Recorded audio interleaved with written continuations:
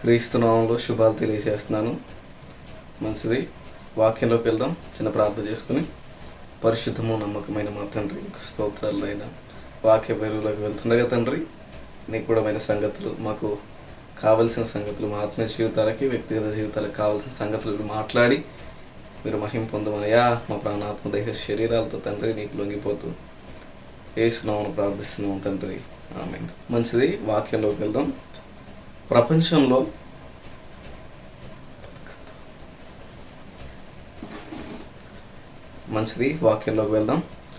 ప్రపంచంలో కొన్ని వందల మత గ్రంథాలు ఉన్నాయి. ప్రపంచంలో కొన్ని వేల నైతిక విలువలతో కూడిన గ్రంథాలు ఉన్నాయి. ప్రపంచంలో కొన్ని వేల రచనలు ఉన్నాయి. ప్రపంచంలో కొన్ని వేల కవితలు ఉన్నాయి. మనిషి జీవనార్థం గురించి, మనిషి ఎలా బ్రతికితే వాడి జీవితాలు బాగుంటాయని రాశారు. చక్కగా రాశారు. కరెక్షన్స్ ఉన్నాయి. మళ్ళీ చెప్తున్నాను, కరెక్షన్స్ ఉన్నాయి. కొత్త కొత్త ఫిలాసఫీలు వేస్తున్నారు. మీరు చూస్తున్నారు లేదో. ఒకడు బాగుపడాలంటే, నేను చెప్తున్నాను, బయట నడిచేటివరండి ఇవన్నీ. ఒకడు బాగుపడాలంటే నేను అడుగుతున్నాను, పెళ్ళిళ్ళు చేసుకోకూడదంట.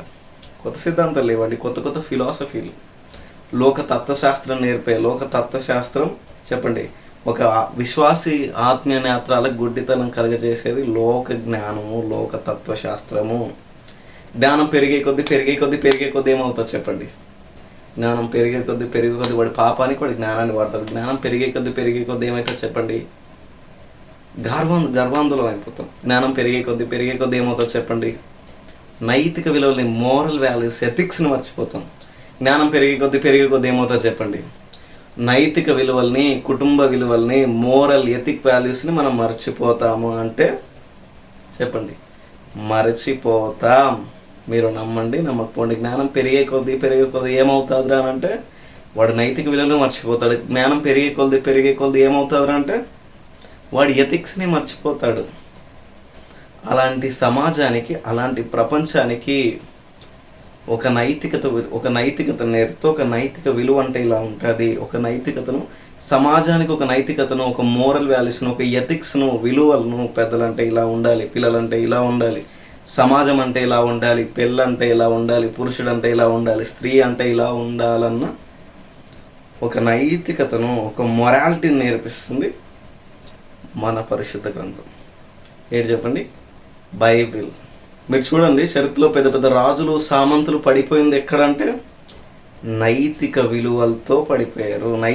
నైతిక విలువలు పాటించకుండా పడిపోయారు. ఎథిక్స్ తెలియకుండా పడిపోయారు.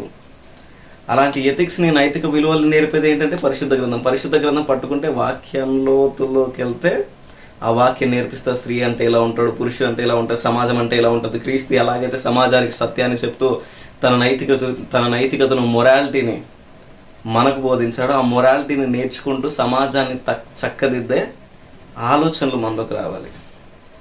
అలా ఉన్నాయా ఈరోజు? అలా ఉన్నాయా స్థితిగతుల, పరిస్థితులు అంటే ఈరోజు లేవు, టోటల్గా లేవు. ఎథిక్స్ను, మొరాలిటీని నేర్పించే క్రైస్తవ సంఘాలే ఎథిక్స్ను నైతిక విలువలు నేర్పించే సంఘాలే కోటిప్పని ఎగరమన్నాయంట. నేను అడుగుతున్నాను, కోటిప్ప ఎగరడం ఏంటి? ఆరాధన అంటే అదా? నేను అడుగుతున్నాను, ఎథిక్స్ అంటే ఏంటి? మోరల్ వాల్యూస్ అంటే ఏంటి? సంఘంలో ఒక వ్యక్తి ఎలాగ ఉండాలి, వాడి ప్రవర్తన ఎలా ఉండాలి, వాడి ఎథిక్స్, వాడి విలువలు ఎలా ఉండాలి, వాడి డ్రెస్ కోడ్ ఎలా ఉండాలి, ఇవన్నీ మనకు ఉండవు. ఆరాధన చేసేస్తాం, ఎగిరేస్తాం, అంతేనా? గద్దిస్తాడు దేవుడు, జాగ్రత్త. ఆరాధన చేసేస్తామన్నా, ఎగిరేస్తామన్నా, కోట్లు ఇప్పేస్తామన్నా అంటే అవ్వదు. ఈ బైబిల్కి ఒక బౌండరీస్ ఉన్నాయి, దీనికి ఒక విలువ ఉంది, దీనికి ఒక ఎథిక్స్ ఉన్నాయి, మొరాలిటీ ఉంది, మోరల్ వాల్యూస్ ఉన్నాయి. ఈ ఎథిక్స్, మోరల్ వాల్యూస్, బౌండరీస్ దాటిని ప్రవర్తన ఇష్టానుసారంగా మారిందంటే మాత్రం అది జీసస్ వర్షిప్ కాదు, ఐడల్ వర్షిప్. అది నీకు ఇష్టానుసారంగా నీ పనికి మాలిన ఆలోచనతో కోటి ఎగరేస్తామన్నా, డ్యాన్స్ వేసేస్తామన్నా అంటే సంఘాల్లో సంఘము సత్యమునకు ఆధారము, స్తంభమున ఉంది. మోరల్ వాల్యూస్కి, ఎథిక్స్కి పెద్ద పీటేస్తారు సంఘాల్లో. మన క్రీస్తు నేర్పించింది అదే. ఎఫెసీ ప్రాంత చరిత్ర మనం చదివాం.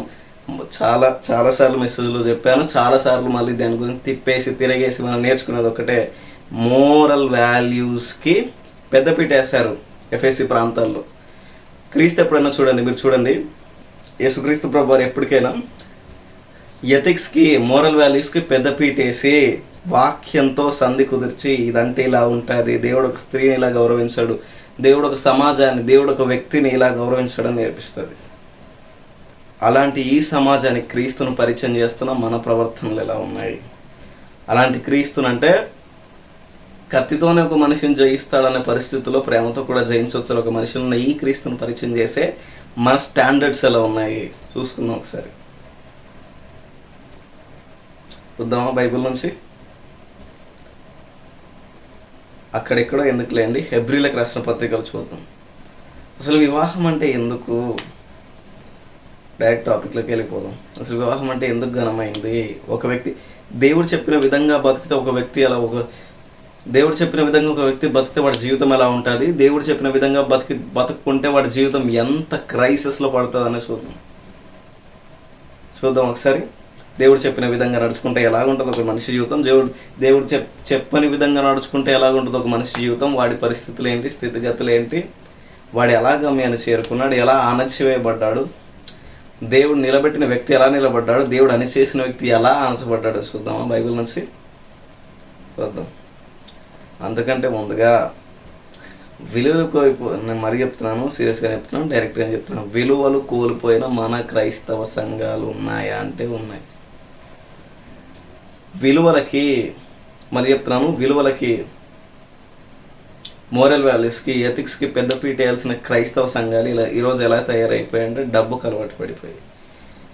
విలువలకి, నైతిక విలువలకి పెద్దపీట వేయాల్సిన సంఘాలు ఎలా తయారైపోయాయంటే చెప్పండి, అధికారానికి అలవాటు పడిపోయి.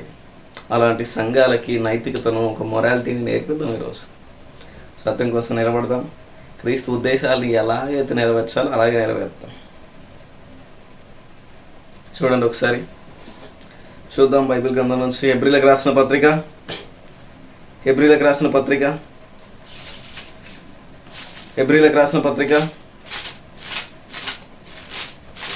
13వ అధ్యాయం 13వ అధ్యాయం మొదటి నుంచి చూద్దాం. సహోదర ప్రేమ నిలవరముగా ఉండనీయుడి, ఆతిథ్యము చేయ మరొకటి, దాని వలన కొందరు ఎరుగకయే దేవదూతలకు ఆతిథ్యము చేసిరి. ఏం మాట్లాడుతున్నాడు ఇక్కడ? ఒక నైతికతను మాట్లాడుతున్నాడు. బైబిల్లో మీరు చూడండి, ప్రతి మాట ఒక నైతిక విలువను తెలియజేస్తుంది. బైబిల్లో మీరు చూడండి, ప్రతి మాట ఒక నైతిక విలువను తెలియజేస్తుంది. బైబిల్లో మీరు చూడండి, ప్రతి మాట ఒక విలువను నేర్పుతుంది, ఒక మొరాలిటీని సమాజానికి నేర్పిస్తూ ఒక మనిషికి ఇచ్చే విలువనిస్తుంది బైబిల్. చూడండి అలాగే, ఆతిథ్యము చేయ మరవకండి. ఆతిథ్యం అంటే ఏంటి? మనం కొత్తగా ఏమనుకోం. ఆతిథ్యం అంటే ఏంటంటే బంధువులు వస్తే ఆతిథ్యం చేస్తామంట. నిజంగా నేను మళ్ళీ చెప్తున్నా, అంటే కొన్ని ఈ విలువను మర్చిపోయారు. మళ్ళీ చెప్తున్నాను, ఈ విలువని క్రైస్తవ సంఘాలు మర్చిపోయాయి. ఏ బంధువు అన్న వస్తే నేను అడుగుతున్నాను, ఏ బంధువు అన్న వస్తే ప్రేమగా పలకరించి మీ ఆరోగ్య స్థితిగతులు ఎలా ఉన్నాయి, మీ పరిస్థితులు ఎలా ఉన్నాయి అడుగుతున్నావా? వచ్చారు, తినేయడానికి వచ్చారంట. నేను అడుగుతున్నాను, ఇలాంటి వాళ్ళని ఆతిథ్యం చేయ మరవకండి అని బైబిల్లో ఉంటే నీకు ఇష్టానుసారంగా వచ్చి సంఘ పెద్దవంటే నేను అడుగుతున్నావు, నువ్వు సంఘ పెద్దవా? దేవుని వాక్యాన్ని అర్థం చేసుకొని దేవుని వాక్యాన్ని క్రియల్లో పెట్టు, నువ్వు సంఘ పెద్దవా? ఆతిథ్యం చేయ మరవకుండా బైబిల్ చెప్పిన ఆ వాక్యాన్ని పాటించి నువ్వు క్రైస్తవుడువా? నీకు ఇష్టానుసారంగా వారం అంతా నీ చెత్త బ్రతికి ఆదివారం వచ్చేసరికి సంఘంలో హల్లెలూయా అంట అవుద్దా? అవ్వదు. We are authority to correct in the scripture. So that's why we are telling. So ఆతిథ్యం చేయ మరవకండి వాక్యంలో ఉంది. ఆతిథ్యం చేస్తున్నాం ఈరోజు చేయం, ఎందుకంటే మన డబ్బులు అయిపోతాయి, ఎందుకంటే మన తిండి అయిపోతుంది. అత్తో ఉన్నదే నేను అడుగుతున్నాను, అంటే వాక్యంలో ఉంటుంది, లేని వాడి దగ్గర నుంచి ఉన్నది కూడా తీసివేయబడుతుంది. ఆతిథ్యం చేయ మరవకండి. ఈరోజు మన బంధువులు వస్తే ఎలా చేస్తున్నాం చెప్పండి మీరు? ప్రేమగా పలకరించమా? ఆరోగ్య బాగున్నాయా? మీ స్థితిగతులు ఎలా ఉన్నాయి? మీ పిల్లలు ఎలా ఉన్నారు? మీ ఆరోగ్య స్థితిగతులు ఎలా ఉన్నాయి? మీ ఫైనాన్షియల్ స్టేటస్ ఎలా ఉంది అని అడగగలుగుతున్నామా? వచ్చేసారండి రా బంధువులు అంటామా? ప్రేమగా పలకరించండి, మృదుత్వం కలిగిన మనసులతో జాగ్రత్తగా ఉండండి. ఈ క్రీస్తు సువార్తను మరిచి మీకు ఇష్టానుసారంగా చేసేస్తూ క్రైస్తవ సంఘాల్లోకి వచ్చి మీ ఆలోచన చెప్తున్నారా?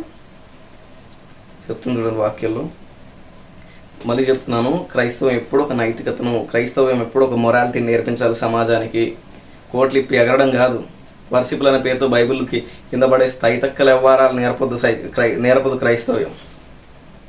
బైబిల్ అంతా పక్కన పడేసి వాక్యాన్ని అంతా ఏమీ తెలియకుండా తైతక్కల వ్యవహారాలు నేర్పదు ఈ బైబిల్. పద్ధతిని, మొరాలిటీని, నైతిక విలువను, పెద్దలు ఎదుట ఎలా ఉండాలి, సమాజం ఎదుట ఎలా ఉండాలి, సంఘంలో ఎలా ఉండాలి, నీ ప్రవర్తన ఎలా ఉండాలి, నీ సాక్ష్యం ఏంటి, ఇవన్నీ చూసే సంఘం నీకు ఇష్టానుసారంగా డ్యాన్స్ చేస్తే చూసుకుంటూ ఉంటుందా? ఇవన్నీ చేయకుండా, సాక్ష్యం లేకుండా, దేవునికి ఇష్టంగా బతకకుండా, సమాజంలో గుర్తింపు పొందకుండా కోట్లు తిప్పి ఎగరేస్తామన్నా మాకు ఇష్టానుసారంగా బైబిల్ పక్కన పడేసి మాకు వాక్యం వద్దు, ఏమొద్దు, ఎగడాలు కావాలంటే అవద్దా? వర్షిప్ అనే పేరుతో వచ్చారండి వీళ్ళందరూ. వర్షిప్ అనే పేరుతో వచ్చారు. వీళ్ళు ఇష్టానుసారంగా తైతక్కల వ్యవహారాలు ఆడుతూ ఎగరేస్తున్నారు, తిరిగేస్తున్నారు. మీరు చూడండి, నేను చూసాను ఆ వీడియో, లైవ్లో చూశాను. ఒక పురుషులండి, ఉంటారు, ఒక 10 మెంబర్స్ అలా చుట్టూ ఉంటారు. ఒక మధ్యలో ఒక ఆడపిల్ల. నేను అడుగుతున్నాను, ఎగురుతున్నారు వీళ్ళందరూ. ఏంటి దానికి అర్థం ఏంటి మీకు తెలుస్తుందా? రికార్డింగ్ డ్యాన్స్లకి ఇవి తక్కువే కొంచెం, అంతే. అర్థమైంది మీకు? అర్థమైతే దేవునికి మహిమ. ఇలాంటి తైతక్కల వ్యవహారాలు క్రైస్తవం నేర్పిస్తుందా సమాజానికి? తైతక్కల వ్యవహారాలు నేర్పదు. ఒక విలువను, మొరాలిటీని, పద్ధతిని, నీట్నెస్ నేర్పిస్తుంది సమాజం. నేను అడుగుతున్నాను, ఇలాంటివన్నీ వదిలేసి మీకు ఇష్టానుసారంగా చేస్తూ క్రైస్తవ సంఘాలు స్థాపిస్తున్నాం, సువార్త చేస్తున్నాం, వర్షిప్పు, దావీదు ఏదో అంటారు. అవసరం? అంత సీన్ లేదు మీకు. దేవుని వాక్యమే అర్థం కానీ మీకు, దేవుని వాక్యమే తెలియదు మీకు. ఇంత సీన్ ఉందా అంటే అంత సీన్ లేదా? అందుకే వాక్యం విలువను నేర్పిస్తుంది, వాక్యం పద్ధతిని నేర్పిస్తుంది, వాక్యం మొరాలిటీని, నైతికతను నేర్పిస్తుంది. చూడండి అలాగే. దానివల్ల కొందరు తెలియకనే దేవదూతలకు చేస్తారంటే ఎవరు? ఇక్కడ ఈ సందర్భం ఏంటి? అబ్రాహాం సందర్భం ఏంటి? అలా చేసి దేవదూతలకే చేశారంట వాళ్ళు. తెలియకనే, ఎరగకనే చేశారంటే నేను అడుగుతున్నాను, తెలియకనే, ఎరుగకనే చేశారంటే ఆ తెలియక, ఎరగక చేసిన దాంట్లో ఏముందంటే ప్రేమ ఉంది కదా. మనుషులంటే ప్రేమ, బంధువులంటే ప్రేమ, సాటివాడికి సహాయం చేయాలన్న ప్రేమను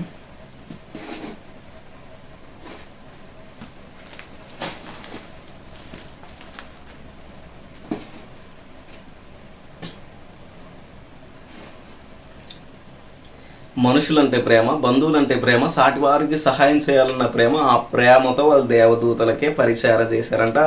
ఆ దేవదూతలకే వీళ్ళు ఆతిథ్యం ఇచ్చారంటే నేను అడుగుతున్నాను, ఈరోజు బంధువులు వస్తే మనం ఏం చేస్తున్నాం చెప్పండి? పెద్దగా మాట్లాడాల్సిన అవసరం, సింపుల్గా చెప్పేస్తాం. బంధువులు వస్తే మనం ఏం చేస్తున్నాం? ప్రేమగా పలకరించి మీ ఆరోగ్యాలు ఎలా ఉన్నాయి, మీ స్థితిగతులు ఎలా ఉన్నాయి, మీ పరిస్థితులు ఎలా ఉన్నాయి, మీ ఆర్థిక పరిస్థితులు ఏంటని ప్రేమగా పలకరించగలుగుతున్నామా? వచ్చారా రాబంధువులు అంటాం, అంతేనా? రాబంధువులు వచ్చేసారా తిండి అనుకుంటాం. నేను అడుగుతున్నాను, ఆతిథ్యం చేయక మరొకని ఎందుకు అంటున్నాడంటే క్రీస్తు ప్రేమను క్రియల్లో చూపాలి, క్రీస్తు మనలో, మన దేహం ముందు క్రీస్తు పరిపూర్ణుడిగా అవ్వాలి అన్న ఉద్దేశంతో ఆ మాటలు రాస్తూ ఒక నైతికతను నేర్పుతున్నారు. ఒక నైతికతను నేర్పుతూ ఇలా ఉండాలి అని. ఇవన్నీ పాటించరు. అది కిందకు చూడండి. మీరును వారితో కూడా బంధింపబడినట్టు బంధకములో ఉన్న వారిని జ్ఞాపకం చేసుకునడి. మీరును శరీరంతో ఉన్నారు గనక కష్టములను అనుభవించున్న వారిని జ్ఞాపకం చేసుకునడి. వివాహం అన్ని విషయంలో ఘనమైనది గాను, పాన్పు నిష్కల్మషమైనది గాను ఉండవలను. వేష సంగులను, వ్యభిచారులకును దేవుడు తీర్పు తీర్చును. ధనాపేక్ష గలవారే మీరు కలిగిన వాటితో తృప్తి పొంది ఉండడి. ధనాపేక్ష లేని వారై మీరు కలిగిన వాటిలో తృప్తి పొంది ఉండండి అంటున్నాడు. చూడండి పౌల్ గారు ఆ సంఘానికి ఒక నైతికతను, ఒక మొరాలిటీని ఎలా బ్రేక్ చేస్తూ రాస్తున్నాడు చూడండి. వివాహము అన్ని విషయములలో ఘనమైనది. ఎందుకు ఘనమైందంటే అన్నాడంట. వివాహం ఎందుకు ఘనమైందంటే మన సమాజంలో చూడండి, వివాహం ఎందుకు ఘనమైందంటే చెప్పండి, లేచిపోయేసినందుకు ఘనమైందంట. వివాహం ఎందుకు ఘనమైందంటే ప్రేమించి పెళ్లి చేసుకున్నామంటే తల్లిదండ్రులు మాట వినకుండా అప్పటి వరకు పెంచి పోషించి వాళ్ళ రక్తం అంతా తాగి, చెప్పండి, వాళ్ళ రక్తం అంతా తాగి వాళ్ళ కండలు కరిగించి మమ్మల్ని పోషిస్తే వాళ్ళ గుండెల మిత్తాన్ని మాకు ఇష్టానుసారంగా పెళ్ళిళ్ళు చేసుకొని మా బతుకులు నాశనం అయిపోయిన తర్వాత ఈరోజు ఘనమైంది వివాహం. అందుకే యానివర్సరీ జరుపుకుంటారు. మీరు చూడండి, నేను అడుగుతున్నాను, వివాహం ఎందుకు ఘనమైందంటే మన సమాజంలో చూడండి, క్రిస్టియన్లలో కూడా క్రిస్టియన్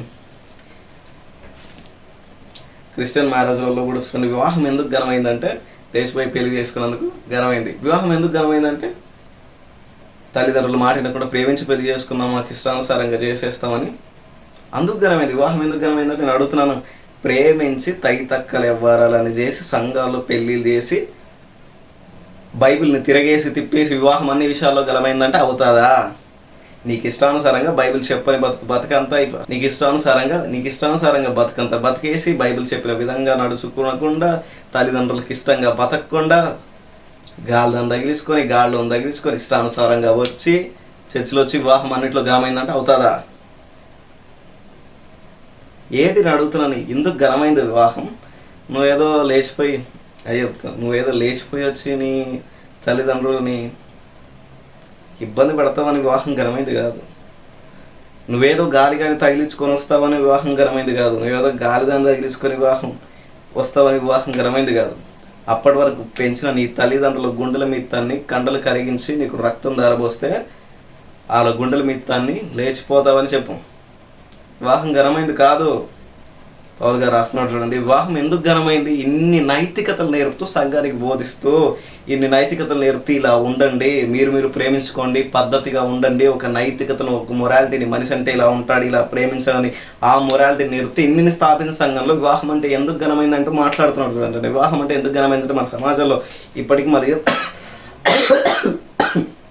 వివాహం ఎందుకు ఘనమైందంటే ప్రేమించి పెళ్లి చేసుకున్నామంటే అందుకు ఘనమైంది. నేను అడుగుతున్నాను, ప్రేమ పెళ్ళి ఏంటి?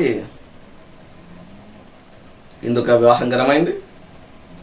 ఇష్టానుసారంగా చిత్తకార్తి కుక్కలాగా బతికేసిన తర్వాత లేచిపోయి పెళ్లి చేసుకొని ఒక అమ్మాయిని తెచ్చుకొని నేను అడుగుతున్నాను, అదే ఘనమైంది వివాహం.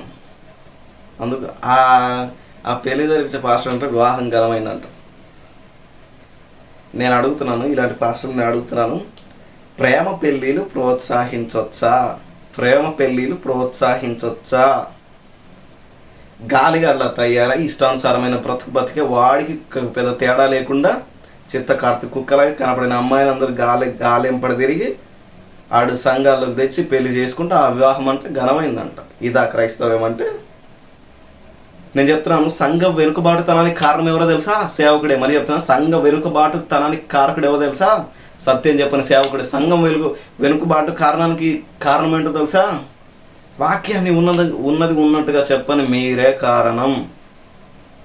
ఒక సంఘంలో చూడండి, ఒక సంఘం నాకు తెలుసు, ఆ సంఘం పేరు చెప్పను ఎందుకంటే బాగోదు. ఓ సేవకుడు ఉన్నాడు, కొన్ని ఏళ్ళగా సంఘాన్ని నడుపుతున్నాడు. ఆ సేవకుడు కొన్ని ఏళ్ళుగా సంఘాన్ని నడుపుతున్నాడు. నడుస్తుంది సంఘం. నడిచే కొద్దీ ఏం తయారైపోయి సంఘంలో అంటే కక్షలు తయారైపోయాయి. నడిచే కొద్దీ సంఘంలో ఏం తయారైపోయి రాజకీయాలు తగలడిపోయాయి. సంఘంలో నడిచే కొద్దీ ముందుకెళ్ళే కొద్దీ సంఘంలో ఏం తయారైతే పోటీతత్వం, పాటలకి పోటీతత్వం తయారైపోయింది. నడిచే కొద్దీ అసూయ తయారైపోయింది సంఘంలో. ఇన్ని జరిగిన సంఘాల్లో నైతికత ఉంటుందని మీరు అనుకుంటున్నారా? ఉండదు. నైతికత ఎందుకుంటుంది?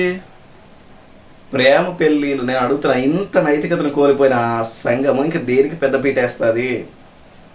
ఇష్టానుసారమైన బతుకు కాదా పెద్దపీట వేసేది? ఆ పెద్దపీట వేసిన సంఘము ఇప్పుడంట ప్రేమ పెళ్ళిళ్ళకి ప్రోత్సహిస్తుందంట. నాశనం అయిపోదు సంఘం, నాశనం అయిపోదు క్రీస్తు శరీరం.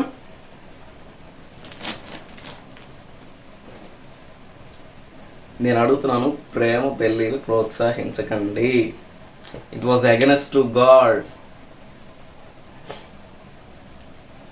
సో ఇన్ని నైతికత విలువ నేర్పుతూ ఇలా ఉండనని నేర్పిస్తున్న ఈ బైబిల్ని పట్టుకొని వివాహం అన్ని విషయంలో ఘనమైంది. నా ప్రవర్తనలో, మరి చెప్తున్నాను, నా ప్రవర్తనతో నా ఆలోచన విధానంతో, నా పద్ధతితో, నా బ్రతుకుతో నా దేవుని మహింపరుస్తున్న సంఘంలో సాక్ష్యం కలిగిన నేను, సమాజంలో సాక్ష్యం కలిగిన నేను, క్రీస్తుకు సాక్షినై ఉన్న నేను, క్రీస్తుకు సాక్షిగా ఉన్న ఒక స్త్రీని పెళ్లి చేసుకొని సంఘ విలువలతో, పెద్దల మధ్య, తల్లిదండ్రుల ఒప్పందాలతో చేసుకుంటే అది వివాహం అన్ని విషయాల్లో ఘనమైంది. వివాహం ఎందుకు ఘనమైందంటే ఆదిలో సృష్టించిన దేవుడు, ఒక మనిషి సృష్టించిన దేవుడు నీకు తోడు కావాలరా అంటూ సృష్టించి ఒక కుటుంబాన్ని ఇచ్చి ఆ కుటుంబాన్ని పోషించి ఫలభరితంగా ఫలించండి, మీలోంచి లోకరక్షకుడు రాబోతున్నాడు అన్న ఉద్దేశంతో వివాహం అన్నిట్లో ఘనమైంది. నీ జీవితంలో, నీ బ్రతుకులో, నీవు పుట్టిన పుట్టుకతో అంతవరకు అన్నిట్లో వివాహం ఘనమైంది. ఇలాంటి వివాహాన్ని చిత్తకార్తి కుక్కలాగా ఇష్టానుసారంగా బతికేసిన తర్వాత పనికి మళ్ళీ పనులు చేసిన తర్వాత అప్పటి వరకు నిన్ను పెంచిన తల్లిదండ్రుల గుండెలు మీ తన్ని రక్తం కండలో ఇచ్చబండి రక్తం ఊడబోసి కండలు కరిగించి నిన్ను కష్టపడి పెంచి చదివించిన తర్వాత వాళ్ళ గుండెల మీ తన్ని నేను దాన్ని ప్రేమించానంటే అవుతుందా? దిక్కు లేకుండా చేస్తాడు దేవుడు. మళ్ళీ చెప్తున్నాను, దిక్కు దేశాన ఉండదు చెప్తున్నాను. మళ్ళీ ఎన్ని నేర్పిస్తున్న సేవకుడు నేను అడుగుతున్నాను మళ్ళీ చెప్తున్నాను, ఎన్ని నేర్పిస్తున్న సేవకుడు, ఇన్ని నైతిక విలువలు నేర్పిస్తున్న సేవకుడు సంఘాల్లో నైతిక విలువలు లేకుండా దేవుడు చూస్తూ ఉంటాడా? బిలామును ఏం చేశాడు దేవుడు? విలువను కోల్పోయిన బిలామును ఏం చేశాడు దేవుడు చెప్పండి? ధనాపేక్ష కాసపడ్డ బిలామును ఏం చేశాడు చెప్పండి? దేవుడు చంపి పాడేశాడు. నేను అడుగుతున్నాను, అలాంటి సేవకులు లేరంటారా? ధనానికి ఆశపడి అంటే సంఘాలని తిరగా మరగా వేసేసి ఆలోచనలు అలా తిప్పేసి ఇలా తిప్పేసి ధనాన్ని వెనకేసే సేవకులు లేరంటారా? ఆస్తులు సంపాదించుకున్న దరిద్రులు లేరంటారా?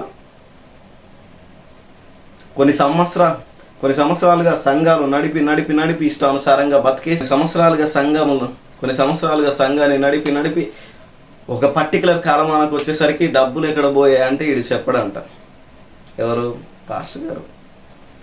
మళ్ళీ నేను అడుగుతున్నాను, కొన్ని సంవత్సరాలు నడిపిన ఆ డబ్బులు ఎక్కడ? నేను అడుగుతున్నాను, నీ పోషణకి అయిపోయాయి కొన్ని లక్షలు. నేను అడుగుతున్నాను, చాలామంది మీరు చూస్తున్నారో లేదో అనకూడదులే, నెక్స్ట్ మెసేజ్లో చెప్తా అన్నమాట. కొన్ని సంవత్సరాలుగా నువ్వు సంఘాన్ని నడిపేవని అడుగుతున్నాను. కొన్ని సంవత్సరాలుగా నడిపిన ఆ సంఘంలో ట్రెజరీ ఏడబోయింది అడుగుతున్నాను. కొన్ని సంవత్సరాలుగా సంఘం నడిపావు కదా నువ్వు, ఆ సంఘంలోని ఖజానా ఎక్కడికి పోయింది? సేవకుడా నేను అడుగుతున్నాను, ఆ సంఘంలో ఖజానా ఎక్కడికి పోయింది? ఏం చేసావు? ప్రతిదానికి లెక్క రాసావా? నేను అడుగుతున్నాను. చూడండి, ఇప్పట్లో సెలబ్రిటీ పాస్టర్లు ఎలా అయిపోయారంటే తెచ్చిన కానుకల్ని వాళ్ళ రక్తం వడగట్టి, నేను చెప్తున్నాను మళ్ళీ ఇలాకంటే నేను చెప్తున్నాను కదా, మళ్ళీ చెప్తున్నాను, పొద్దున కూలికెళ్ళి సాయంత్రం వచ్చేసరికి జ్వరాలు వచ్చి ఇంట్లో పడితే అప్పుడు తెలుస్తుంది ఆ కానుక విలువ, ఆ దశంభాగం విలువ. వీళ్ళకి కార్లలో కూర్చొని ఏసీల్లో తిరిగినంత ఈజీ ఏం కాదు. మళ్ళీ చెప్తాను, కష్టాలు చేయడం, కార్లలో తిరిగి డీజిల్ కొట్టించుకొని మేకప్లు వేసుకున్నంత ఈజీ కాదమ్మా తల్లులు. మళ్ళీ చెప్తున్నాను పాశ్రములు, అంత ఈజీ కాదు. ఒక మనిషి కష్టపడి ఆడు పొద్దున్న నుంచి చెమటూడ్చి కష్టపడి ఈవినింగ్ వచ్చేసరికి జ్వరం వచ్చి ఆడి పరిస్థితులు అర్థం కాక దేవుడు స్వస్థపరుస్తాడని ఒక రూపాయి తెచ్చి, ఒక 1000 రూపాయలు తెచ్చి అందులో వేస్తే దాన్ని నువ్వు ఏం చేస్తున్నావు? ఏ సేవకు వాడుతున్నావు?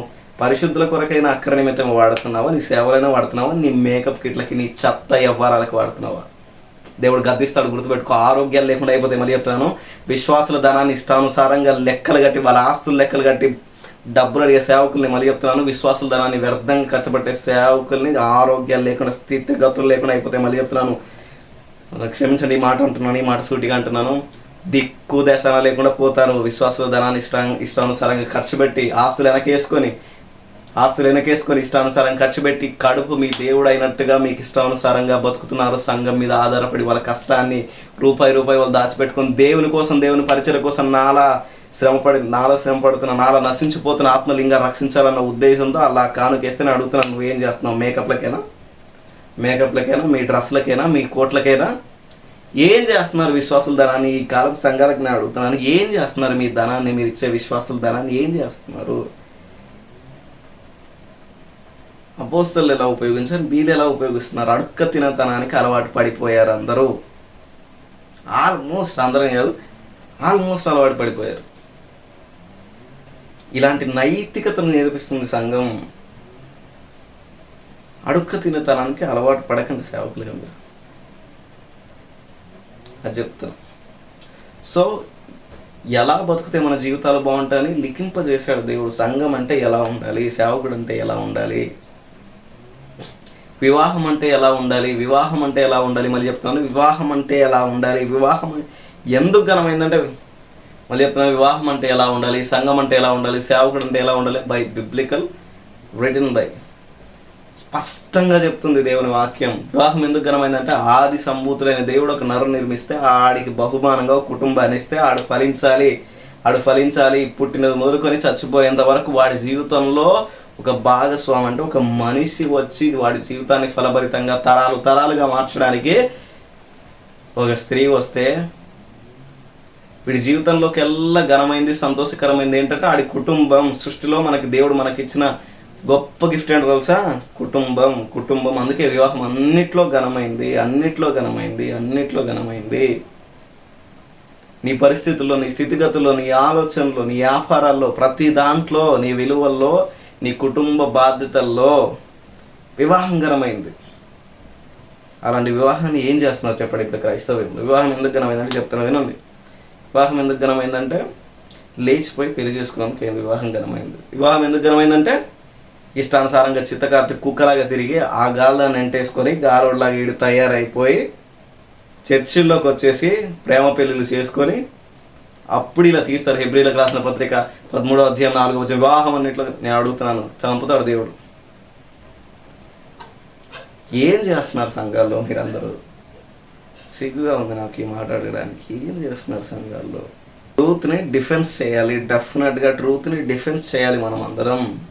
అసత్యం బోధిస్తున్న సేవకుల చెప్పండి, అడగాలి, కడగాలి. లేఖనాలు పట్టుకుని లేఖనాలు మళ్ళీ చెప్తాను, అసత్యం బోధిస్తున్న సేవకుల్ని మళ్ళీ చెప్తాను డిఫెన్స్ చేయాలి, ట్రూత్ని డిఫెన్స్ చేయాలి. లేఖనాలు పట్టుకుని కడిగేయాలి. ఎవరైనా సరే దుర్బోధన బోధిస్తున్న ఎవరైనా చెప్పండి, క్రీస్తు దేవుడు కాదని ఏ దరిద్రుడైనా చెప్పండి, ఏరియన్ సిద్ధాంతాలను పాటించే ఎవరైనా డిఫెన్స్ చేయాలి. మనం గుర్తుపెట్టుకొని లేఖనాలతో కడిగేయాలి. పౌలు గారు ఎలాగైతే తిమోతి చెప్తారో కడిగేయాలి అలాగా. అదే చెప్తున్నాను నేను మీకు. ఎందుకు ఘనమైందంటే అర్థమైందా మీకు? మంచిది. ఇన్ని విలువలు పాటిస్తూ సంఘాలు నడపాలి, ఇన్ని విలువలు పాటిస్తూ క్రైస్తవ్యం నడవాలి. ఆదిమ సంఘం మరి చెప్తున్నాను. ఆ హెబ్రీలకు ఎందుకు పర్టికులర్గా అలా రాస్తున్నాడు అంటే హెబ్రీ పరిస్థితులు మీకు తెలుసు.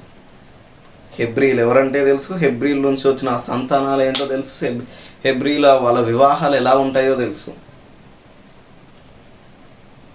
ఎందుకు రాస్తున్నాడు? ఆ పర్టికులర్ సమయానికి ఆ ప్రాంతాలు ఎలా ఉండేవి, భయంకర పరిస్థితులు, వేష సాంగత్యాలు, ఇంతకు మించి ఏముండదు.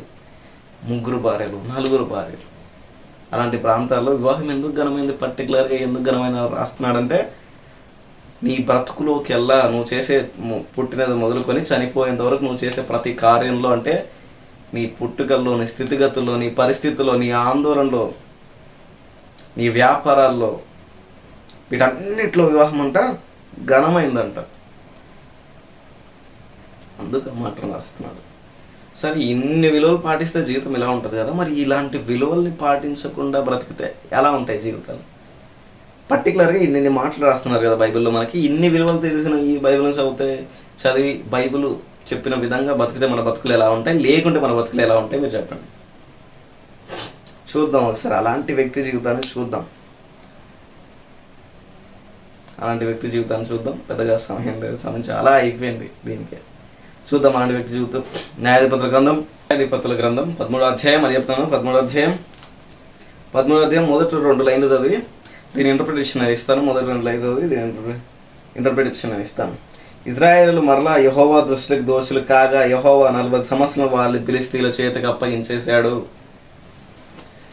మొదటి నుంచి వీళ్ళు దేవుని బాధపట్టుకుంటూనే వచ్చారు. మొదటి నుంచి విగ్రహారాధన వీళ్ళు విడిచిపెట్టలేదు. మొదటి నుంచి ఇష్టానుసారంగానే వచ్చారు. అప్పగించాడు, తీసుకొచ్చాడు,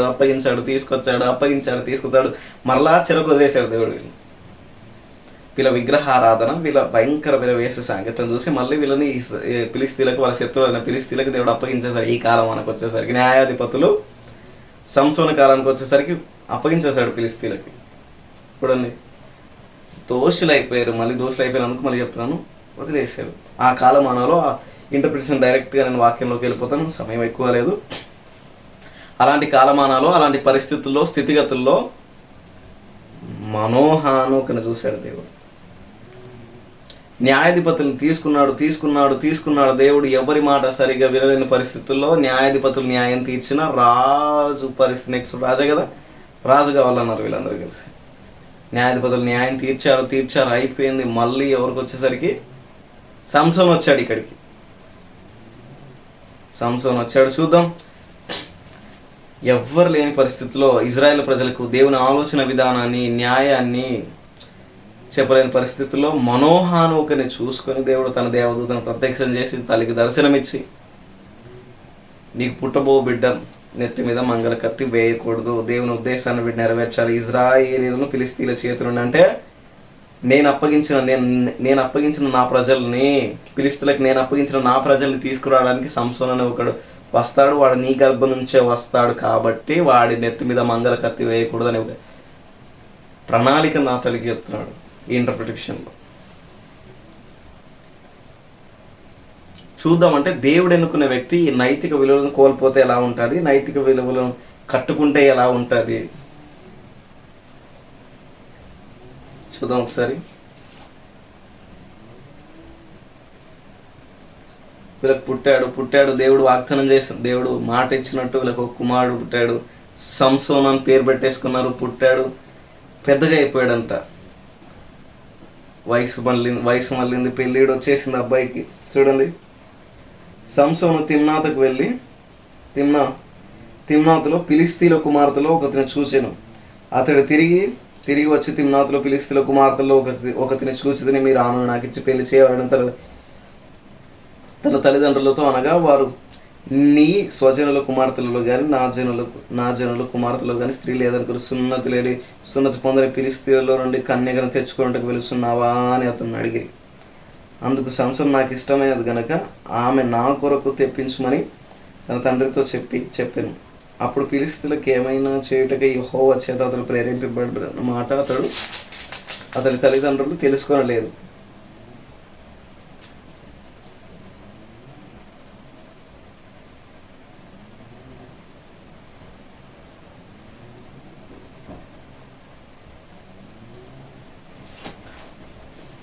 చూడండి, సింపుల్గా, పెద్దగా సమయం లేదు కాబట్టి సింపుల్గా వాక్యం చెప్పేస్తాను. ఈ అధ్యాయంలో, ఈ కింది అధ్యాయాల్లో 2-3 అధ్యాయాల్లో ఏముంటుంది అని అంటే, ఈ కింది 2-3 అధ్యాయాల్లో ఈ 13 నుంచి 16 అధ్యాయంలోకి ఏముంటుంది అంటే సంసోను గురించి ఉంటుంది. దేవుడు వాగ్దానం చేసి ఇజ్రాయేలుకి న్యాయాధిపతిగా ఎన్నుకొని దేవుడు వాగ్దానం చేసిన బిడ్డగా పుట్టి పెరిగి వయసు వచ్చేసరికి, ఆలోచన వచ్చేసరికి నాకు అమ్మాయి కావాలన్నాడు. నీ కుటుంబాల్లో లేరా? నీ సొంత జనుల్లో లేరా? సున్నతి పొందని ఫిలిస్తీయులకు ఎందుకు వెళ్తున్నావు? సున్నతి పొందని ఫిలిస్తీయులను ఎందుకు కోరుకుంటున్నావు సంసోను? తల్లిదండ్రులు అడుగుతుంటే నాకు నచ్చింది నేను వెళ్ళిపోతా అన్నాడు. పెళ్లి చేసుకున్నాడు. చూడండి, అంటే దేవుని ప్రణాళిక ఎలా ఉంటుంది అని అంటే, హెబ్రీలు కానీ న్యాయాధిపతులు కానీ ఇజ్రాయెల్ నుంచి వచ్చిన ఈ ప్రజలే కానీ ఈ ఇజ్రాయెల్ షాకే కానీ అన్య జనులతో వివాహం సంధి కుదుర్చుకోకూడదు అనే దేవుని ఆలోచన ఉంది బైబిల్లో. నేను అడుగుతున్నానంటే, దేవుడు అలా ఆజ్ఞ ఇచ్చాడు, వాళ్ళు అలా ఆజ్ఞను పాటించారా అంటే పాటించలేదు. వాళ్ళు నచ్చింది అని అన్నాడంట. ఈరోజు కూడా మీరు చూడండి, తల్లిదండ్రులు చెప్తారు ఆడ గాలిగాడమ్మా, ఆడు బాలేడమ్మా, ఆడు పెళ్లి చేసుకోకమ్మా, నీ బ్రతుకు చెప్పండి ఆటో స్టాండ్లో పడిపోద్దమ్మా, పానీపూరీలు అమ్ముకొస్తుందంటే వినరు. ఆడే కావాలి నాకు అంటారు. దేనికి? ఆడి మనసు మంచిది అన్నారంట. ఏం మంచిదంటే ఆడి మనసు మంచిది అంతే అన్నారంట.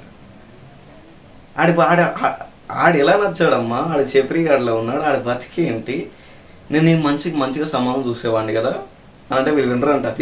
సంసోనుతో అదే అంటున్నారు. చూడండి వాళ్ళ తల్లిదండ్రులు, నేను మంచి సంబంధం చూసేవాడిని కదా అంటే వీళ్ళు వినరంట. ఆ గాలిగాడే నాకు కావాలన్నారంట. నేను అడుగుతాను, ఇలాంటి పిల్లలు లేరంట సమాజంలో, ఇప్పుడున్న సమాజంలో క్రైస్తవ్యంలోనే లేరంటారు ఇలాంటి పిల్లలు. ఉన్నారు. గాలిగాడు నాకు నచ్చాడనే వాళ్ళు ఉన్నారు. ఆడు పరిచయం అయ్యాడు, ఈడు పరిచయం అయ్యాడు, ఇన్స్టాగ్రామ్లో పరిచయం అయ్యాడు, అక్కడ ఇక్కడ పరిచయం అయ్యాడు. ఈ గాలిగాడు నేనే పెళ్లి చేసుకుంటారే వాళ్ళు ఉన్నారు అంటే ఉన్నారు. అప్పటి వరకు వాళ్ళ తల్లిదండ్రులు గుర్తురారు. ఆ గాలిగాడితో వెళ్ళిపోయేటప్పటికీ ఆ సమయానికి ఆడికి అప్పటి వరకు ఆ గాలిగాడికి కానీ ఆ గాలిదానికి కానీ రెక్కలు ముక్కలై రక్తం ఊడగట్టి, అంటే కండలు కరిగించి వాళ్ళ తల్లిదండ్రులు కష్టపడి ఇంత శరీరాన్ని అంటే దున్నలా తయారై, పిల్లిలా ఉన్నా నేను దున్నలా తయారు చేస్తే నేను అడుగుతున్నాను, కాలదాని వెళ్ళిపోతావు? వాళ్ళ గుండెల మీద కాలదాని వెళ్ళిపోతే ఎలా ఉంటుంది తెలుసా తల్లిదండ్రులకి? నేను అడుగుతున్నాను.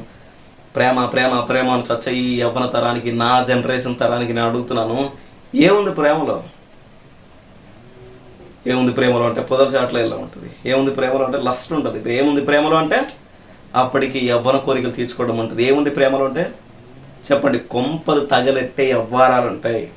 మళ్ళీ చెప్తాను, ఏముంటుంది ఈ ప్రేమలో అంటే లస్టే ఉంటుంది. ఏముంటుంది ఈ ప్రేమలో అంటే అప్పటికి యవ్వన ఇచ్చలు తీర్చుకునే పద్ధతులు ఉంటాయి. ఏముంటుంది ఈ ప్రేమలో అంటే నిన్ను నాశనం చేసే నీ ఫ్యూచర్ని డిసైడ్ చేయకుండా. మీరు చూడండి, కొన్ని ప్రేమ వాళ్ళు ఎలా ఉంటాయి తెలుసా? ప్రేమించుకుని చంపేస్తారు. గుర్తుపెట్టుకోండి. ఏ సొసైటీలో ఏదన్నా టచ్ చేస్తాం, అది చెప్తాను, సొసైటీలో ఏదన్నా టచ్ చేయాలంటే చెప్తున్నాను జాగ్రత్తగా ఉండండి. సొసైటీలో ఏదన్నా టచ్ చేయాలని చెప్తున్నాను, మిస్సింగ్ ఫైర్ ఏదైనా టచ్ అయిందా మొత్తం బాడీయే ఉంటుంది. మరి చెప్తున్నాను, బాడీయే ఉండదు, మొత్తం పోతారు. ఇలాంటి ప్రేమ అనే వ్యవహారాలని చుట్టుకొని ఇష్టానుసారంగా బతికేసిన తర్వాత, తిరిగేసిన తర్వాత ప్రాణాలు పోతే ఎవరిది బాధ్యత? అప్పటి వరకు నేను ప్రేమించిన నీ తల్లిదండ్రులు ఒంటలు అయిపోతారు. అప్పటి వరకు నేను ప్రేమించిన నీ తల్లిదండ్రులు ఒంటరి అయిపోతారు. అప్పటి వరకు నిన్ను గర్భాన మోసి దాని ఏమో రక్తం ఒడగట్టి కండలు కరిగించి నిన్ను ప్రేమించిన నీ తల్లిదండ్రులు నీకు గుర్తు రాకుండా పోతారు. నువ్వు చచ్చిపోతే ఎవరికి లాభం? దానికి లాభమా?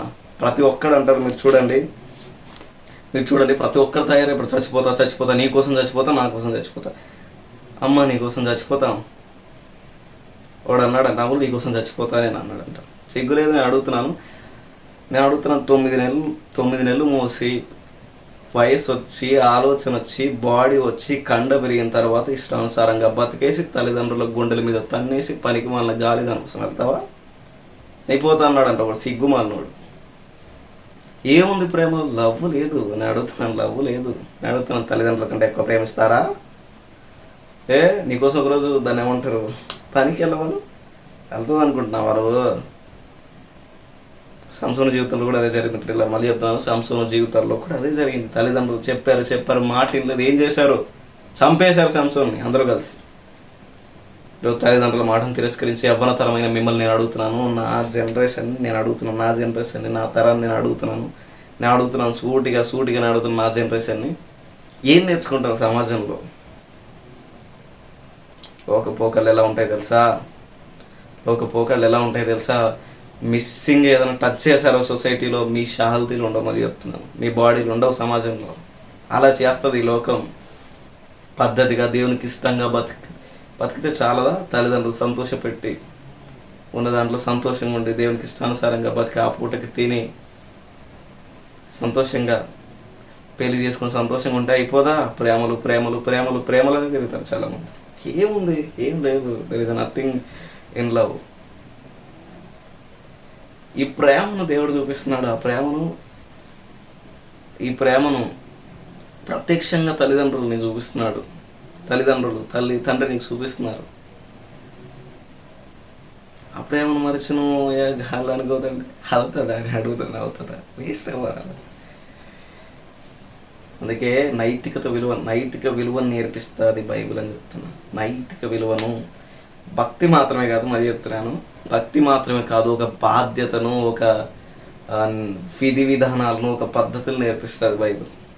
సంఘానికే కానీ, సమాజానికే కానీ, ఒక మనిషికే కానీ ఒక విధి విధానాలని, పద్ధతులు నేర్పిస్తుంది. అలాంటి పద్ధతులు మరిచి ఇష్టానుసారంగా సంఘాల్లో చేస్తామంటే బిలాంకు బతిన కథే. మరి చెప్తున్నాను, సంఘాల్లో నా అజమాయిషే నడవాలి, సంఘాల్లో నేను చెప్పినట్టు నడవాలి, మా పెత్తనమే నడవాలి, మా పెత్తందారి అవస్థలో మేము చెప్పినట్టు నడవాలి అని నువ్వు అనుకుంటే బిలాంకు పట్టిన గతే. నీకు కనీసం బైబిల్ తెలీదు, నీకు కనీసం వాక్యం తెలియదు, ఈడంట సంఘ పెద్ద అంట. అదే నేర్పుతుందా బైబిల్ మనకు? క్వశ్చన్ చేస్తున్నాను నేను సంఘ పెద్దల్ని. I was questioning to elders. ఏం నేర్పుతుంది బైబిల్? ఇలా నైతిక విలువ నేర్పుతున్నారా సంఘానికి? ఇలా నైతిక విలువ నేర్పుతున్నారా మీ యవ్వన తరానికి? ఏం నేర్చుకుంటున్నారు? ప్రేమ అని తిరుగుతున్నారు. యువతకు పాఠాలు నేర్పించలేకపోయారు మీరు సంఘ పెద్దలుగా, పాస్టర్గాను. ప్రేమ అని తిరుగుతున్న ఈ సమాజానికి, నీ చర్చకు వచ్చే బిడ్డలకి నేను అడుగుతున్నా, నీ చర్చకు వచ్చే బిడ్డలకు ఒక పాఠం నేర్పించలేకపోయావు పెద్ద మనిషి నువ్వు. ప్రేమ అని తిరుగుతున్న వాళ్ళ మీద, ఇది తప్పురా, బైబిల్ ఇలా ఉండదురా, సంఘంలోకి ఇలాంటి పనికి మళ్ళీ వ్యవహారాలు తేకనరా అని మీరు చెప్పట్లా, నైతిక విలువలు మీరు బోధించట్లా. మీ తల్లిదండ్రులు కష్టం చేసి రోజంతా కష్టం చేసి సాయంత్రం వచ్చేసరికి జ్వరాలతో పడుతున్నారా మీ తల్లిదండ్రులు? వాళ్ళని చూసన్నారే ఈ పనికి మళ్ళీ వ్యవహారాలు మార్చి కష్టపడి చదవనరా అని నేర్పుతున్నారా సంఘ పెద్దలు కానీ, పాస్టర్ కానీ? నేను అడుగుతున్నాను, మళ్ళీ చెప్తున్నాను, సీరియస్గా చెప్తున్నాను ఈ మాట. మాకు డబ్బులు వస్తే సార్ అని సిగ్గుమాలను లేరంటారా? మాకు డబ్బులు వస్తే సార్, డబ్బులు ఇస్తే సార్ అని సిగ్గుమాలే పాస్టర్ లేరంటారా? ఉన్నారు. డైరెక్ట్గానే అంటున్నాను. ఒక నైతిక విలువను సంఘాన్ని నేర్పించను నువ్వు పాస్టర్ అంటే సిగ్గులేదు నీకు? నేను అడుగుతున్నాను, సిగ్గులేదు నీకు? డైరెక్ట్ స్టేట్మెంట్స్ ఇవ్వాలి. నాకు ఏమైనా పర్లేదు, ఇవన్నీ డైరెక్ట్ స్టేట్మెంట్స్. ఒక నైతిక విలువను ఏం నేర్పిస్తున్నావు సంఘానికి పాస్టర్గా నువ్వు? నీ సంఘంలోనే తైతక్క వ్యవహారాలు నడిస్తే, నీ సంఘంలోనే సత్యానికి స్తంభమైన సంఘంగా ఉండాల్సిన నీ సంఘమే తైతక్క వ్యవహారాల కేంద్రంగా మారితే, నీ సంఘమే దేవునికి ఇష్టంగా మారాల్సిన ఈ సంఘమే దేవుని వైపు తిరగాల్సిన సంఘం, వ్యూహత సైన్య సమూహంలో సంబీకరగా నడవాల్సిన నీ సంఘం సిగ్గుమాలిన దానిగా మార్చేది ఎవరు అనుకుంటున్నావు? వాక్యంగా చెప్పని నీవే, సత్యాన్ని బోధించని నీవే, నైతిక విలువల్ని సంఘంలో స్థాపించని నీవే, నైతిక విలువల్ని మొరాలిటీస్ని బోధించని నీవే. తల్లిదండ్రులు చెప్పారు, సంసారం వినలేదు, చచ్చిపోయాడు సంసారం. ఏముండదు ఇంకా నెక్స్ట్ చాప్టర్ ఇంకొంచెం ఉంటుంది, ఆ విషయం అంత సమయం లేదు కనుక బోధించడానికి. సో చచ్చిపోయాడు సంసారం, ఏముండదు ఇంకా. మళ్ళీ చెప్తున్నాను, యువతకు ప్రేమ ప్రేమ ప్రేమ అని తిరిగే యువతకు చెప్తున్నాను, జీవితాలను కోల్పోతారు. అదే చెప్తున్నాను నేను, సంసారం కోల్పోయాడు తన జీవితాన్ని. చివరికి దేవుని వదిలేశాడు, దేవుడు ఎడబాసాడన్న సంగతి కూడా సంసారికి తెలియలేదు. మళ్ళీ చెప్తున్నాను, సంసారికి తెలియలేదు. మళ్ళీ చెప్తాను, దేవుడు ఎడబాసాడన్న సంగతి కూడా తెలుసుకోలేనంత వ్యామోహంలో ఉన్నాడు సంసోను. ప్రేమ ప్రేమ ప్రేమ అని తిరిగేశాడు సంసోను. ప్రేమలో ఏముందంటే ఏమీ లేదు. ప్రేమలో వ్యామోహంతో కూడిన నాశనకరమైన పతనం ఒకటి ఉంది సంసోనుకు. ఈరోజు మీరు చూడండి, క్రైస్తవ సమాజంలోనే, మళ్ళీ చెప్తున్నాను, సిగ్గు లేకుండా చెప్తున్నాను, క్రైస్తవ సమాజంలోనే తయారైపోవాలి ఇలాంటి వాళ్ళు. ప్రేమ అనే సంఘాల్లోనే తైతక్క వ్యవహారాలు చేసేవాళ్ళు, ప్రేమ అనే ఇష్టానుసారంగా సంఘాల్లో బతికేసేవాళ్ళు, ప్రేమ అనే తల్లిదండ్రుల గుండెల మీద తన్నేసేవాళ్ళు. మళ్ళీ చెప్తున్నాను, ప్రేమ అనే తల్లిదండ్రుల రక్తం ఒడగట్టి ఆ కండలు కరిగించి పొద్దుననకు కూలి వెళ్తే సాయంత్రం వచ్చేసిన తర్వాత జ్వరాలు వస్తే, ఆరోగ్యాలు బాలేక, స్థితిగతులు అర్థం కాక, పరిస్థితులు అర్థం కాక, మాకు కొడుకున్నాడని ధైర్యంగా వాళ్ళు నిలబడితే, ఆ ధైర్యాన్ని కాలదాన్ని వేసిన తర్వాత ఇప్పుడు గాలి దాన్ని తగులుకొని ప్రేమించాలని చెప్పేసిన తర్వాత, వాళ్ళు ఏదో ఒకటి చేసిన తర్వాత, వీడు చనిపోయిన తర్వాత ఆ తల్లిదండ్రులకు మిగులుతుంది గుండె కోసం. సంసోను చనిపోయాడు. మళ్ళీ చెప్తున్నాను, ప్రేమ అనే సమాజంలో ఏదైనా టచ్ చేశారా మొత్తం పోతారు. ఏం మిగులుతుంది చివరికంటే? మీ తల్లిదండ్రుల గుండె కోసం మిగులుతుంది, అంతే. ఏం మిగులుతుంది అని అంటే ప్రేమ అనే చివరిసరికి నీ జీవితం మిగలకుండా అయిపోతుంది. ఉండవు నువ్వు. కొన్నిసార్లు నేను చెప్తున్నాను, ఇలాంటి తైతక్క వ్యవహారాలకు పోతే, స్త్రీ వ్యామోహాలకు పోతే జీవితాలు నాశనం అయిపోతాయి. జాగ్రత్తగా ఉండండి. నిజంగా వాక్యం దేవుడు దీవించును గాక. మన జీవితాల్లో ఇలాంటి సంఘటనలు జరగకుండా వాక్య విలువలతో మన జీవితాలు మనం కట్టుకోవాలని ఆశిస్తూ ముందుకు వెళ్దాం. మంచి చివరి ప్రార్థన చేద్దాం. ఇలాంటి విలువలు మన జీవితాల్లో ఉండాలి. దేవునికి ఇష్టానుసారంగా మరి చెప్పాను కదా, నైతిక విలువలతో సంఘం నిలబడాలి. నైతిక విలువలతో ఉండాలి సంఘము. ఎప్పుడు నైతిక విలువలతో విరజిల్లాలి సంఘము. ఈ సంఘంలో అన్న అక్క ఇంకా అంతే, అంతకు మించి లేవు. వేరే బంధువులు ఎవరన్నా వచ్చారా, సంఘం నాశనం అయిపోతుంది. జాగ్రత్త. సో ఇలాంటి నైతిక విలువలతో, బైబిల్ చెప్తున్న నైతిక విలువలతో మనం బతకాలి. అట్టి కృప దేవుడు మనకు అందుకు అనుగ్రహించును గాక. ఆమె తండ్రి, నీకు స్తోత్రాలు ప్రభువా. నువ్వు చెప్పిన మాటల్ని నైతిక విలువలతో మా జీవితాల్లో కట్టుకునే భాగ్యాన్ని మాకు అనుగ్రహించి మీరు మహిమ పొందమని ప్రార్థిస్తూ, అనునిత్యం అనుక్షణం నేను స్మరించుకుంటూ నీ వాక్యాన్ని ధ్యానిస్తూ ప్రభువా, నువ్వు చెప్పిన విధంగా ప్రతికి నీ కోసం సాక్షులుగా నిలబడే భాగ్యాన్ని మాకు అనుగ్రహించి నీ మహిమ పొందమని ఇస్తున్నామని ప్రార్థిస్తున్నాను. ఆమె